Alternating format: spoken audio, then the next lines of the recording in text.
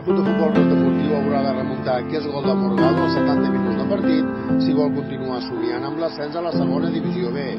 Els rojinegres van caure per 1-0 en l'anada de la primera eliminatòria de la promoció d'ascens, que es va jugar dissabte al camp del Binissalem mallorquí.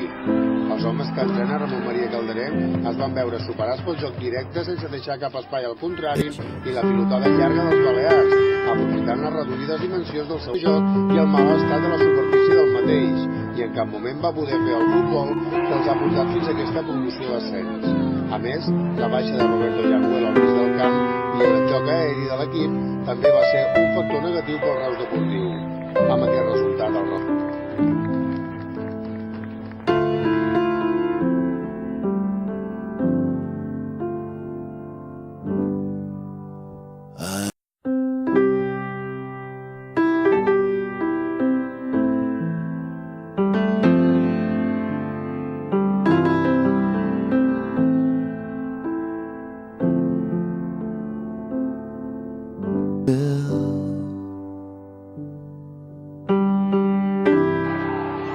tercer any consecutiu, el club de futbol Reus Deportiu es quedarà a la tercera divisió.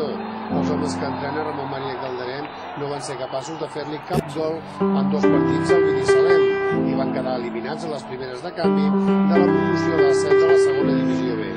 Els mallorquins en van tenir raó amb el gol que Morgado va aconseguir en el partit d'anada per passar a la segona eliminatòria. El tècnic reusenc no s'esperava que l'equip rojinegre digués adeu tan aviat a la competició.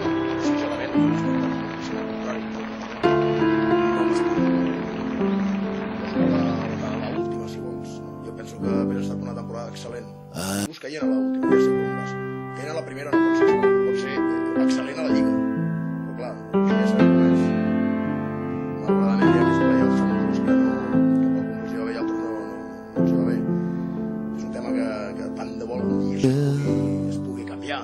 Perquè clar, tot un treball de 10 mesos, doncs, escolta, l'Hospitalet, els amics de Catalunya, escolta, porten 3 setmanes allà i cauen eliminats.